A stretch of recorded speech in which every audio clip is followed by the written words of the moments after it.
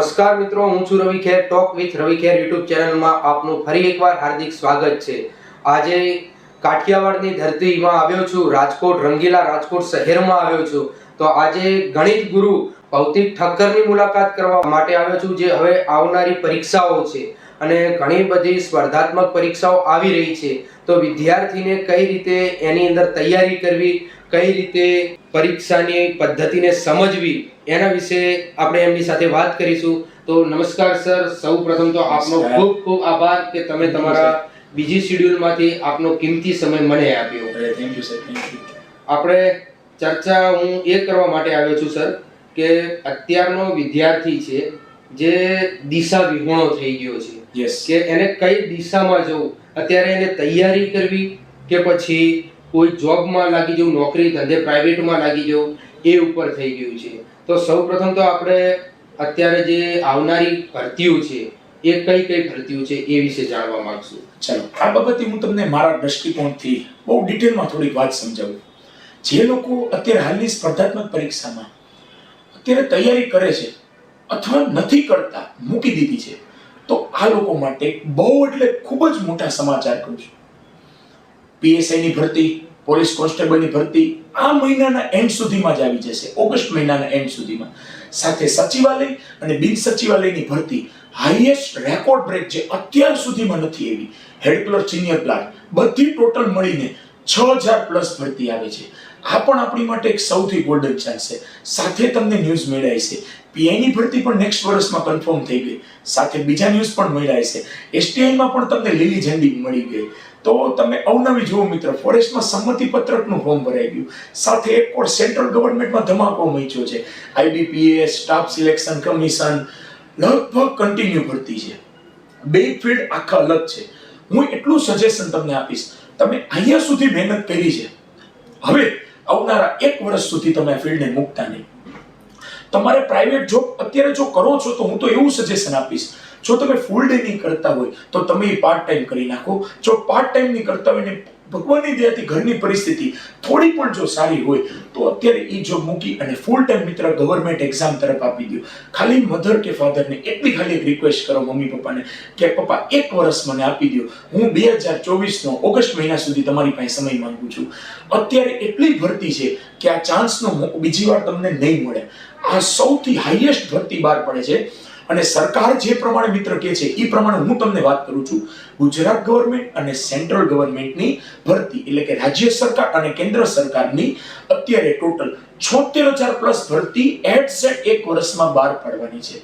એમાંથી એટલું યાદ રાખો, આપણે 76000 નો વહીવટ નથી કરવાનો, આપણે માત્ર એક સીટ જોઈ છે. તો આ સીટ માટે 1 વર્ષનું તમે બલિદાન આપી દો, કન્ટિન્યુ ફોકસ આ ફિલ્ડમાં આપી દો, તો અત્યારે તમારી માટે બહુમાં બહુ ગોલ્ડન તક આવી છે. તો આ સમયને તમે અવસરી શકો મિત્ર.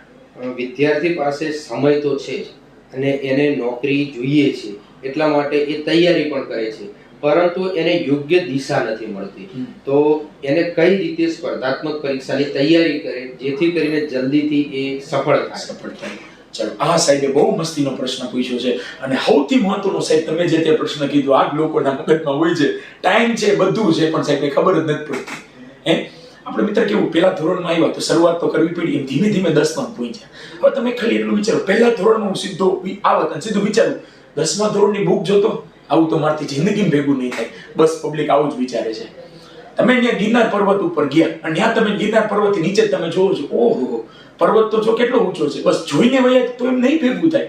શરૂઆત કરવી પડશે, થોડા પગથિયા ચડશો, હિંમત આવશે. ના, એટલું બધું અઘરું નથી. એમ આ ફિલ્ડ પણ એવું જ છે. આ ફિલ્ડમાં તમે સ્ટાર્ટિંગમાં તૈયારી કરવા બેહો તો તમારે રોજની કેટલી કલાકની મહેનત જોઈએ, પરફેક્ટ 6 to 8 અવર્સ તમારે પરફેક્ટ આ ટાઈમ જો તમે આપી દો તો તમે આ ફિલ્ડમાં 100% 6 મહિનામાં, આપણો શબ્દ બોલું, 6 મહિનામાં તમે કદાચ પ્રથમ પ્રયત્ન હોય તોય તમે એક્ઝામ પાસ કરી શકો. હવે આ 6 થી 8 કલાકનું શેડ્યુલ કેવું ગોઠવાનું, એક તમારી ફેવરિટ કલાક હોય. જો કોકને કેવી ટેવ હોય, રાત્રે વાંચી શકતો, રાત્રે 2-3 વાગ્યા સુધી વાંચી શકતો હોય. કોકને એવી ટેવ હોય કે સવારે વહેલું ઉઠીને 4 વાગે વાંચતો હોય, તો કોક પાછું એવું હોય સવારે વહેલો 4 વાગે ઉઠીને પાછું ઉઈ જાય. એટલે કોને કેવી ટેવ છે સાહેબ, એમાં બહુ મહત્વની ડિપેન્ડ છે. જે તમારી ફેવરેટ કલાક હોય એમાં તમે 3 થી 4 કલાક થિયરી સબ્જેક્ટ કરો. સાહેબ એટલે શું થિયરી સબ્જેક્ટ? થિયરી સબ્જેક્ટ ઇતિહાસ, ભૂગોળ, બંધારણ, વિજ્ઞાન, પંચાયતી રાજ, કરંટ અફેર, વારસો, આવા અવનવા સબ્જેક્ટ તમે થિયરી સબ્જેક્ટ 3 થી 4 કલાક કરી શકો છો. પણ જો તમારે પછી તમારો એવો સમય છે જે સમયમાં તમને કંટાળો આવે છે, વાંચવું ગમતું નથી, એવા સમયમાં તમે પ્રેક્ટિકલ સબ્જેક્ટ કરો. પ્રેક્ટિકલ સબ્જેક્ટ એટલે મેથ્સ, રીઝનિંગ, ઇંગ્લિશ, ગુજરાતી આવા સબ્જેક્ટ કરી શકો, જેથી તમને એમાં નવું નવું જાણવા મળે. એમાં તમારે ગોખવાનું ન હોય, વસ્તુ બધા કન્સેપ્ચ્યુઅલ તમારે યાદ રાખવાની વાત છે. તો આવી રીતના એક ફિક્સ ટાઈમ બનાવો. એટલે તમને ફાયદો શું થશે? રોજ સોમવારે તો કે ઇતિહાસ તો ફિક્સ જ તે સોમવારે તમે ઇતિહાસની બુક લઈને જ બેસો. ઓલું તો મન ફાવી બુક લઈને આવી જાવ. બસ ઘણા સાહેબ ભાઈ કેવી પ્રશ્ન હોય, એક જ સબ્જેક્ટની 8 બુક હોય. જો ભાઈ સાહેબ મારી પાસે 8 છે, વાંચતો હોય કઈ નહીં, ખાલી જોતો જોઈએ મારી પાસે 8 છે, પણ હું કરવાનું હું 8 દી ભાઈ એક જ બુક કરો પણ પરફેક્ટ કરો. 8 બુક લઈને આપણે ભેગા ગામને બતાવવા માટે નથી આવ્યા. એક જ બુક કરો, પરફેક્ટ કરો. જેમ કે હું તમને નામ દરેક સબ્જેક્ટને આપીશ તમને કે એમાં કઈ બુક પરફેક્ટ છે, પણ કહેવાનું મિનિંગ. આવી રીતના તમે એક મસ્તીનું તમારું પોતાનું શેડ્યુલ તમે બનાવી શકો છો. અને રોજ તમારે 6 થી 8 કલાકની તૈયારી હોય એટલે તમે 6 મહિનાની અંદર પ્રથમ પ્રયત્ને ચેલેન્જ તમે એક્ઝામ પાસ કરી શકો. પણ તમારું પરફેક્ટ વાંચવા ટાઈમે ફોકસ ત્યાં જ હોવું જોઈએ. અને એના માટે એક જ વાત કરું, ધારો કે મારી પાસે બુક આવી, ઇતિહાસની બુક છે, મેં પહેલા 3 કલાકમાં 30 પેજ વાંચ્યા, કેટલા પેજ વાંચ્યા? 30. એટલે પબ્લિકની ટેવ કેવી હોય, બીજે દિવસે ઈ નો જોવે, 31 થી 60 વાંચે. એમ કરતા સાહેબ એને મેં છોકરાને પૂછ્યું, ઇતિહાસ પૂરું? હા સાહેબ, રોજના 30-15 દીમાં 450 પેજની બુક પૂરી કરી નાખી.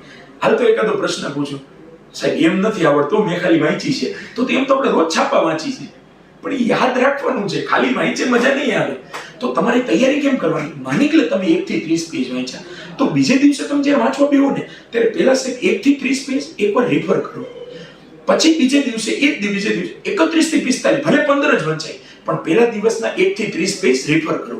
હવે ત્રીજે દી બેઠા 1 થી 45 પેજ રેફર કરો અને નવા ભલે 10 જ પેજ વંચાય, 45 × 10 = 55. આમ કરીને 3 દિવસમાં તમે રિવિઝન મસ્તીનું થઈ ગયું. હવે ચોથે દી વાંચવા બેહો ને ત્યારે 1 થી 30 પેજ હવે તમારે વાંચવાની જરૂર નથી, કેમ કે ટોટલ કેટલી વાર વંચાઈ ગયા? 3 વાર. આમ કરતા ઓલા વ્યક્તિને 15 દિવસમાં બુક પૂરી થશે, ઈ બુક તમને 35 દિવસમાં પૂરી થશે. પણ તમે એને ખાલી એટલો જવાબ આપી શકશો, ઉતારામાં તાકાત હોય પ્રશ્નો બેઠો તને જવાબ આપીશ.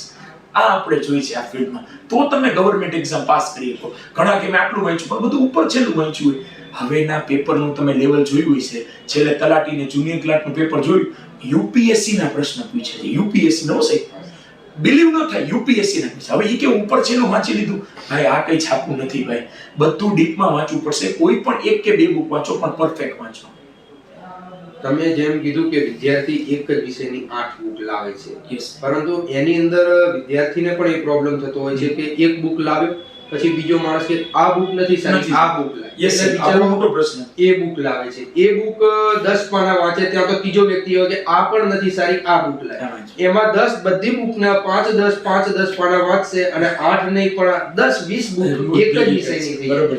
તો વિદ્યાર્થીને એ જ ખબર નથી કે હું કયું સાહિત્ય વાંચું, કયો પુસ્તક વાંચું. તો એના માટે આપણે શું કરશું? અરે આના માટે તો બહુ મોટી વાત, કેમ કે કદાચ સાહેબ તમે બિલીવ નહીં કરો, સૌથી વધુ લોકોને હું જવાબ આપતો હોય તો બુકના, અને મારી પાસે વોટ્સઅપમાં હાઈએસ્ટ મેસેજ હોય તો સાહેબ એ બાબતના કે સાહેબ આજે હું આ સ્ટેજ ઉપર પાસ થયો છું, પણ એનો રેફરન્સ માત્ર કેમ કે તમે કીધું ની બુક લીધી હતી એના લીધે હું પાસ થયો. તો આ તો હું ઉલટન કહેવા માટે આતુર છું આ વાત. ચાલો ડન, તો હું બધી બુકના તમને વાતચીત કરું. સૌથી પહેલા વાત કરું ગુજરાતનો ઇતિહાસ કે ભારતનો ઇતિહાસ. પબ્લિકેશનમાં ઈશ્વર પાડવી કરીને નામ છે, ઈશ્વર પાડવી. એનું કામકાજ બહુ સોલિડ કામકાજ છે, જેના મોસ્ટલી અંદર પ્રશ્નો બધા કવર અપ થઈ જતા હોય છે. વધારે પડતા એક્ઝામ એમાંથી તમને જોવા મળશે. સાથે પહેલા કહી દઉં, જો તમારી પાસે પૂરતો સમય છે, મેં તમને કેમ કીધું 6 મહિનાનો સમય છે, તો એકવાર 6 to 10 એનસીઈઆરટી ની બુક એકવાર રિફર કરી લેજો સાહેબ. ઈ છે ને એક સાહેબ પાયો કહેવાય. આપણે કેમ 8, 9, 10 સાહેબ આપણે ગણિત વાંચતા હતા, તો ગણિતમાં નવનીતિ આવતી હતી, અપેક્ષિત આવતી હતી, પણ સાહેબ પહેલી આપણે શું વાંચી તો કે આપણી ટેક્સ્ટ બુક. ઈ ભગવાન કહેવાય, ઈ આપણી ગીતા છે. એમ 6 to 10 ની આપણે એનસીઈઆરટી જીસીઈઆરટી બુક વાંચવી, પહેલો પ્રયત્ન ઈ કરો. ઈ થઈ ગયા પછી હવે શું થશે સાહેબ? આટલું બધું તો યાદ નથી રહેતું, આ તો બહુ જાજુ થઈ ગયું. તો એનાથી ગવર્મેન્ટ ફિલ્ડમાં શોર્ટ એન્ડ સ્વીટ અત્યાર સુધીમાં કેવા પ્રશ્ન પૂછાય છે એનું બુક લિસ્ટનું એ લોકોને નામ આપવું. ઈશ્વર પાડવી ઇતિહાસ માટે સૌથી સારામાં સારી બુક. ભૂગોળમાં શહેજાદ કાઝી સાહેબની બુક છે, જેમાં ગુજરાતનું ભૂગોળ, ભારતનું ભૂગોળ આખે આખું ટોટલી એકમાં જ આવી જાય છે. ભૌતિક ભૂગોળ, વિશ્વ ભૂગોળ બધું. આપણે ભૌતિક ભૂગોળ ને વિશ્વ ભૂગોળ ક્લાસ 3 માં કરવાની જરૂર નથી. તો ઈ શહેજાદ કાઝી સાહેબની, ડોક્ટર શહેજાદ કાઝી છે, કિશ્વા પબ્લિકેશનની ભૂગોળની બુક છે. આ બધી બુક તમે નેટમાં સર્ચ કરશો એટલે ખાલી આમ ઈશ્વર પાડવી કીધું તો ખાલી ઈશ્વર લખશો તો ઓટોમેટિક પાડવી આવી જશે. ટૂંકમાં એટલી ફેમસ બુક છે અને એમેઝોનમાં સાહેબ રેટિંગમાં પહેલો બીજો ત્રીજો નંબર છે ઓલ ઓવરમાં. એટલી પોપ્યુલર બુક. એ લોકોને મારે કોઈ પણ પ્રકારનું રિલેશન નથી. હું તમને જે કહું છું નિસ્વાર્થ દ્રષ્ટિએ તમને લિસ્ટ આપું છું. વિજ્ઞાનમાં વાત કરું મિત્ર, યુવા ઉપનિષદની બુક આવશે, 2 બુક આવશે, એક સાથે ફ્રી આવશે. એનું કામકાજ બહુ જોરદાર છે. યુવા ઉપનિષદ વિજ્ઞાનની બુક. એવી રીતના તમે બંધારણમાં પણ ડોક્ટર શહેજાદ કાઝી સાહેબને ફોલો કરી શકો. એમની બુક બહુ સારી છે. લક્ષ્મીકાંતની બધું લેવલ હાઈ થઈ જાય જીપીએસસી યુપીમાં છે. બાકી અત્યારે તમારે આના માટે વાત કરી તો ડોક્ટર શહેજાદ કાઝી સાહેબની બંધારણની બુક બહુ મસ્તીની છે. સાથે વાત કરું અંગ્રેજીમાં સોનક પટેલની બુક છે, બહુ જોરદાર છે. ગુજરાતીમાં તો મિત્ર રેકોર્ડ ઉપર રેકોર્ડ છપાય છે. વ્યાકરણ વિહાર નામની બુક છે, વ્યાકરણ વિહાર, જે ડોક્ટર બિપિનભાઈ ત્રિવેદી છે. આમની બુક વ્યાકરણ વિહારની બહુ મસ્તીની, બહુ મોસ્ટ પોપ્યુલર બુક છે. આમાંથી તમને મોસ્ટ ઓફ ગુજરાતીને લગતા તમામ પ્રશ્ન આની અંદરથી પૂછાય છે. હવે વાત કરું મિત્ર મેથ્સ રીઝનિંગ. હવે આ તો એના જેવી વાત છે કે મેથ્સ રીઝનિંગમાં મારા હું વખાણ કરું, પણ કદાચ હું આ બોલું તો સારું નહીં લાગે, પણ જે છોકરો આમાંથી પાસ થયા છે કોઈ પણ જગ્યાએ તમે રિવ્યુ જાણજો તો તમને આઈડિયા મળી જશે મિત્ર. અત્યારે વાત કરું મિત્ર આ બુક મિત્ર રીઝનિંગ અને મેથ્સ, આવી રીતના 2 બુક છે, મેથ્સ અને રીઝનિંગ. તમામ કન્ટેન્ટ આની અંદર બધું આવી જશે. હમણાં હાઈકોર્ટ પીયુની એક્ઝામ ગઈ, હાઈકોર્ટ આસિસ્ટન્ટની પેપર ગઈ, નોટ અ સિંગલ ક્વેશ્ચન, એક ક્વેશ્ચન પણ આની બહારનો ન નીકળ્યો. આવું નહીં, આવું અલગ 47 પેપરમાં નોન સ્ટોપ રેકોર્ડ નીકળ્યો કે મેથ્સ ને રીઝનિંગ સેટ જે ટોટલ 100% પૂછાય છે એમાંથી 93% આપણી બુકમાંથી. અને આ બુક તમને એક જગ્યાએ, આમ તો તમને બધી જગ્યાએ મળશે એમ કહી તો હાલે, શહેરના કોઈ પણ થાય શું પર્ટિક્યુલર કોક જગ્યાએ કોક તમને ડિસ્કાઉન્ટ આ જે હોય ઓછું મળે વધુ મળે. તો આની માટે તમને આ કઈ રીતે પરચેસ કરવી, ડિસ્ક્રિપ્શનમાં એમનો નંબર અને એડ્રેસ આપણે લખી દઈશું, જેથી એમને ફોન તમે કરી શકો છો અથવા તો વોટ્સઅપ મેસેજ પણ એમને તમે કરી શકો છો, જેથી તમને તમારા એડ્રેસ ઉપર તમને બુક મોકલી દેશે અને ગૂગલ પે ફોન પે મળી જશે. યસ સર, તમે જે પ્રમાણે કહેશો સાહેબ એ પ્રમાણે જે લોકો વોટ્સઅપમાં જે મને મોકલશે એ લોકોને સાહેબ આપણે ડેમો કોપી પ્રોવાઈડ કરશું. એટલે મારો કહેવાનો મિનિંગ નહીં સાહેબ, લઈ જ લેવાની સીધી. જો બીજાને કમ્પેર કરો, કદાચ તમારી પાસે બીજી ભગવાન દયાથી બીજા સબ્જેક્ટની જેમ આની પણ 10 બુકો પડી હોય તો એની સાથે સાહેબ ડેમો કોપી કમ્પેર કરો અને બધી ડિટેલ આની અંદર આપેલી છે. અને આ બુકમાં સાહેબ આ સ્ટેજ ઉપર આપણે બેઠા છીએ એટલી ઓપન ચેલેન્જ આપું કે નવી પેટર્ન મુજબ જે એવું સાહેબ સચિવાલય ને બિન સચિવાલય. અત્યારે સાહેબ કેવું હતું, હમણાં તલાટીને જુનિયર ક્લર્કનો પેપર ગયો સાહેબ, તલાટીમાં માત્ર 1 માર્કનું રીઝનિંગ, ખાલી 1 જ માર્કનું રીઝનિંગ. જુનિયર ક્લર્કમાં પણ સાહેબ માત્ર 1 માર્કનું રીઝનિંગ. નવી જે બિન સચિવાલયની પેટર્ન આવી ને એમાં પ્રિલિમ્સ પ્લસ મેન્સ બે થઈને સાહેબ 95 માર્કનું રીઝનિંગ થઈ ગયું. 95 માર્ક સાહેબ, કોક સબ્જેક્ટ 1 માર્કનો પૂછાતો હોય સીધો 95 નું થાય એટલે આ તો વાવાઝોડું આવ્યું એના જેવી વાત છે. 10 નું પૂછાતું 20 નું થાય તો એમ થાય ઓહે ડબલ થઈ ગયું. આ તો 1 માર્કમાંથી 95 માર્ક. તો આની સાથે હું હજી એક ચેલેન્જ આપું છું આ વિડીયોમાં, એટલે ગમે ત્યારે જ્યારે પેપર નીકળે ત્યારે તમારે મને વિડીયો ટેગ કરીને તમારે મને યાદ કરવાનો 95 માંથી 90 માર્કનું આની બહાર નહીં પૂછાય. શબ્દ યાદ રાખજો, 95 માંથી 90 માર્કનું આ બુકની બહાર નહીં હોય રીઝનિંગમાં. આટલી ઓપન ચેલેન્જ, આ જવાબદારી છે. હવે આ તમને ક્યારે કહેતા હોય શબ્દો કે આટલો વિશ્વાસ આવતો હોય છે દરેક પેપર આમાંથી નીકળે છે એટલે આપણે સાહેબ આ વસ્તુમાં આપણે કહી શકીએ. ગણિતની અંદર તમે ગણિત ગુરુ તરીકે ઓળખાવ છો અને ગણિતમાં તમે માહિર છો, તો અત્યારે વિદ્યાર્થીને ગણિત અને ઇંગ્લિશ આ 2 વિષય હાર્ડ પડતા હોય છે. તો ગણિતને જોઈને વિદ્યાર્થી જ્યારે ડરી જતો હોય છે, તો ગણિતની અંદર એવું તો શું છે કે વિદ્યાર્થી ડરે છે અને એ વસ્તુની બીક નીકાળવા માટે વિદ્યાર્થીએ શું કરવું જોઈએ? સૌથી પહેલા ગણિતમાં બીક લાગેનો બહુ મસ્તીનો પોઈન્ટ લીધો સાહેબે. બીક લાગેનું એકમાત્ર કારણ 6, 7, 8, 9, 10 ધોરણ છે. એમાં લાંબા દાખલા એવા સાહેબ. હવે કોમ્પિટિટિવમાં સાહેબ હું તમને ખાવ સિમ્પલ ડેમો આપું. 10મા ધોરણમાં જે દાખલો 7 માર્કનો પૂછાય એની માટે સાહેબ આવું કેલ્ક્યુલેશન તો કોઈ નહીં કહેતું હોય. ફરીથી એકવાર 10મા ધોરણમાં જે દાખલો 7 માર્કનો પૂછાય એની માટે તમને સરકાર 17 મિનિટ આપે. કેટલી મિનિટ આપે સાહેબ? 17 મિનિટ. એક દાખલો આપણા કોમ્પિટિટિવ ફિલ્ડમાં ફેર શું એમાં ગણવાનું હોય, આમાં એમસીક્યુ હોય, પણ એમસીક્યુમાં જવાબ તો આપણે લાવવો પડે. તો ઈ જે 17 મિનિટ મળતી હતી સાહેબ, ઈ મિનિટ હવે 36 સેકન્ડ મળે સાહેબ આપણે. કેમ કે આપણા પેપરમાં સિસ્ટમ કેવી હોય, 1 કલાક 100 માર્કનું પેપર, 36 સેકન્ડ 60 મિનિટ એટલે પર ક્વેશ્ચન 36 સેકન્ડ મળે. જે 17 મિનિટમાં જે પ્રશ્ન નથી થતો સાહેબ, ઈ ક્વેશ્ચન 36 સેકન્ડમાં સોલ્વ કરવાનો. પ્લસ સાહેબ ત્યારે 10મા ધોરણમાં તો રોજ દીવું કે ના ધંધો હોય, ગણિત. અત્યારે સાહેબ દુનિયાનું ટેન્શન, ઘરની જવાબદારી, ઘડિયાળ ભૂલાઈ જતા હોય, હોજાતના ટેન્શન હોય, એમાં 36 સેકન્ડમાં કેમ સોલ્વ કરવો? એના માટે મેક્સિમમ આપણે અવનવી શોર્ટકટ ટ્રીક તમારે જોવાની. Maximum shortcut trick. અને એની માટે તમને લગભગ હું તમને કહું તો સપ્ટેમ્બરની 1 થી 10 તારીખની વચ્ચે સાહેબ આખી મોટી એપ્લિકેશન લોન્ચ થઈ જશે. એસએમજે ડિજિટલ ક્લાસ આખા મોટી પ્રમાણમાં આખા એપ્લિકેશન તમે લાઈવ જોઈ શકશો. બધા વિડીયો તમને ઘર બેઠા તમને જોવા મળશે. એટલે તમને જે દાખલો, ધારો કે હું તમને એક એક્ઝામ્પલ આપું, સાદુ વ્યાજ ને ચક્રવૃદ્ધિ વ્યાજના દાખલા 15 10 મિનિટમાં સોલ્વ થતા હોય, એ આની અંદર સાહેબ એવી ટેકનિક આપી છે કે માત્ર 15 સેકન્ડમાં કેમ થાય, આપણે 36 સેકન્ડ નથી જોતી, 15 સેકન્ડમાં સોલ્વ. તો આ ગણિત માટે સાહેબ મેક્સિમમ પ્રયત્ન, જેટલું તમે સાહેબ ટ્રીક રિફર કરશો એટલું તમારા કામનું. આ અમે સાહેબ જે બુક બનાવી છે, અને સાહેબ તમને એ પણ કહી દઉં કે 1.5 વર્ષમાં આ બુક 37,000 પ્લસ સોલ્વ થઈ. 37,000. આ બુક સોલ્વ થવા પાછળનું વેચાણમાં જો એકમાત્ર કારણ શોર્ટકટ ટ્રીક. પહેલા બાજુમાં ઓરિજિનલ દાખલો, બાજુમાં શોર્ટકટ ટ્રીક. એટલે આના લીધે સાહેબ છોકરાઓ આવી તૈયારી કરશે ને સાહેબ, તો જ મેથ્સમાં બીક દૂર થશે. અને છોકરાઓથી શું કામ ગણિત નથી થતું, એ સ્કૂલનું 6 થી 10 નું ગણિતની બુક લઈને બેસી જાય છે. જેમ કે કેમ આપણે જીસીઆરટી એનસીઆરટી વાત કરી, એ ઇતિહાસ ને ભૂગોળમાં સાહેબ એમાં ચાલે, પણ ગણિતમાં સાહેબ એ પોસિબલ નથી, કેમ કે એની અંદર બધા સાહેબ લાંબા દાખલા આપેલા હોય અને આપણે એમાં સાહેબ શોર્ટકટ શીખવાનું હોય. તો આ ગણિતને રિઝનિંગમાં ડર દૂર કરવો હોય તો શોર્ટકટ ટ્રીક બધી શીખવી પડે છે. આના સિવાય કોઈ ઉપાય નથી. અને એના માટેની સાહેબ મેક્સિમમ પ્રયત્ન, રોજે રોજના દાખલા ગણો. ઘણા હું કરે, બુક આવે સામે જોઈ રાખે, ઓકે આમ થાય, એમ ગણિત નહીં આવડે. ગણિત તમને ગણીને જ ગણિત આવડશે, બાકી ગણિત કોઈ દી નહીં આવડે. એના માટે મેક્સિમમ પ્રેક્ટિસ સાહેબ, રોજે રોજના પેજ ભરો, 10-15 પ્રેક્ટિસ કરો, ટેબલ મોઢે કરો, વર્ગ ઘન આવું યાદ રાખો સાહેબ, તો એનો ફાયદો તમને વધારે થાય. અને મેઇન ટેબલ સાહેબ પાક્કા કડકડાટ યાદ રાખવા પડે.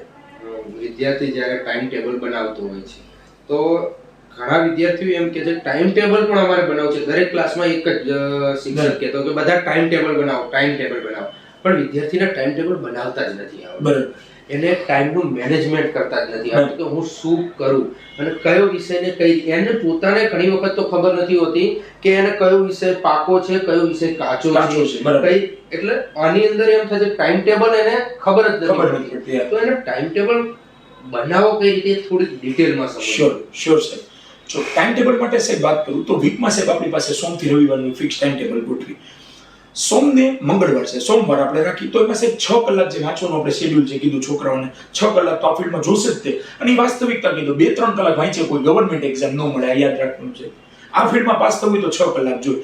એની માટે સાહેબ ટાઈમ ટેબલ માટે તમે વાત કરી, તો મેં તમને જેમ કીધું એની પહેલા આપણે સાહેબ ચર્ચા કરી, જે ટાઈમ તમને ગમે છે. હું અત્યારે ફિક્સ ટાઈમ નથી મૂકતો, કેમ કે સાહેબ આમાં કેવું હોય, મેં સવારે 8 થી 11 નો ટાઈમ મળ્યો તો કોઈ છોકરો શું કહે સાહેબ હું સવારે 5 થી 8 વાંચતો હતો, XYZ. પણ સવારની જે 3 કલાક છે સાહેબ, એ ફિલ્ડમાં ઇતિહાસ, ભૂગોળ, બંધારણ. તો કઈ રીતે, સોમવારે ઇતિહાસ, મંગળવારે ભૂગોળ, બુધવારે બંધારણ.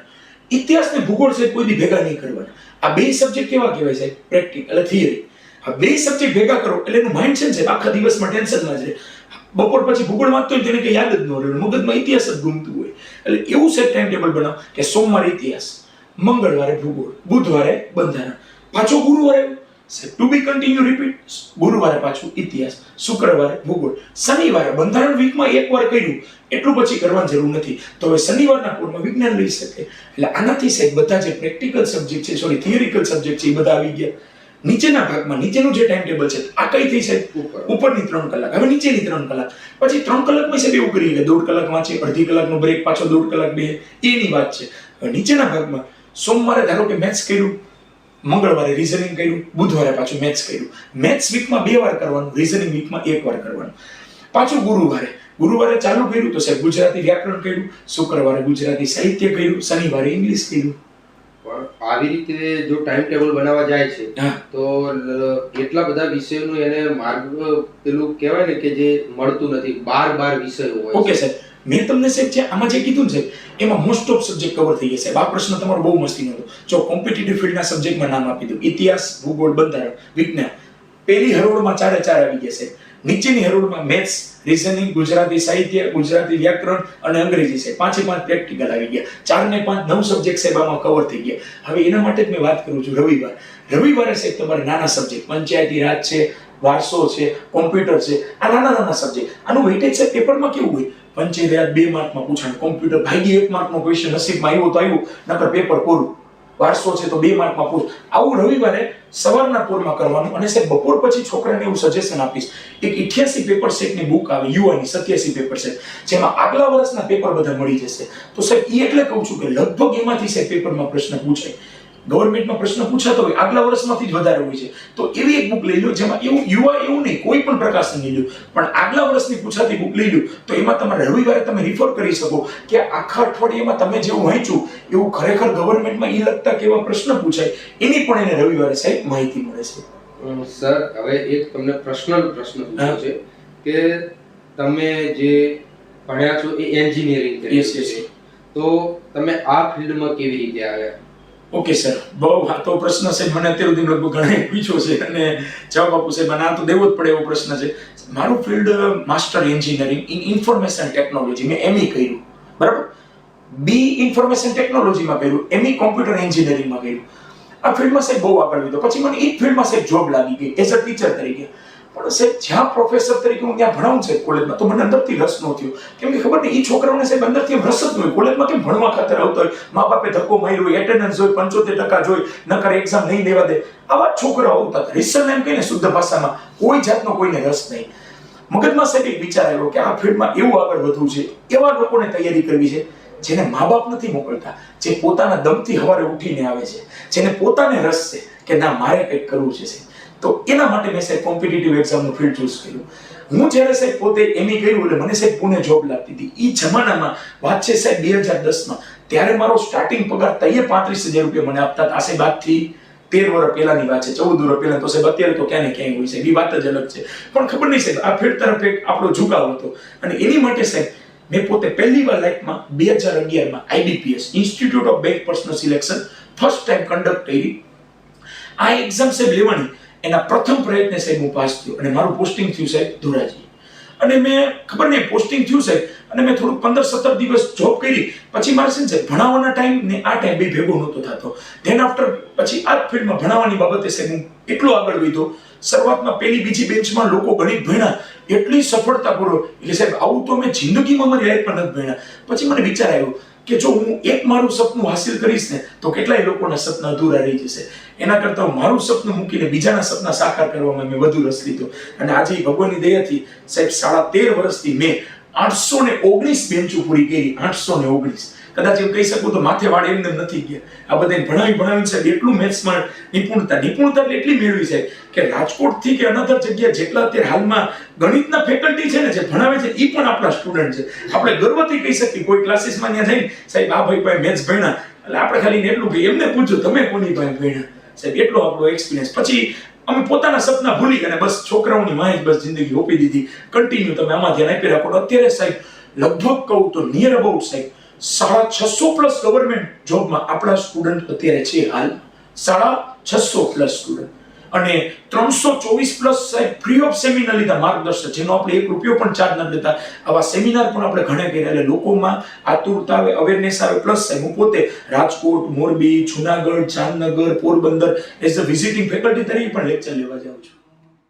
તમારી સાથે વાત કરવાની, ચર્ચા કરવાની ખૂબ મજા આવી.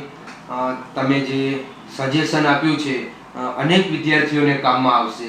અને આ વિડીયો મિત્રો તમને પણ ગમ્યો હોય તો આ વિડીયોને લાઈક કરજો, સારી કોમેન્ટ લખજો. આ ચેનલ ટોક વિથ રવિ ખેર જેને સબસ્ક્રાઇબ કરજો. મારું પેજ ફેસબુકમાં પણ છે, મારી આઈડી ઇન્સ્ટાગ્રામ આઈડી પણ ટોક વિથ રવિ ખેર છે. અને આ વિડીયોને શક્ય બને એટલો ગવર્મેન્ટ તૈયારી કરે છે એ દરેક વિદ્યાર્થીઓને મૂકવાનો પ્રયત્ન કરજો. જય હિન્દ, જય ભારત.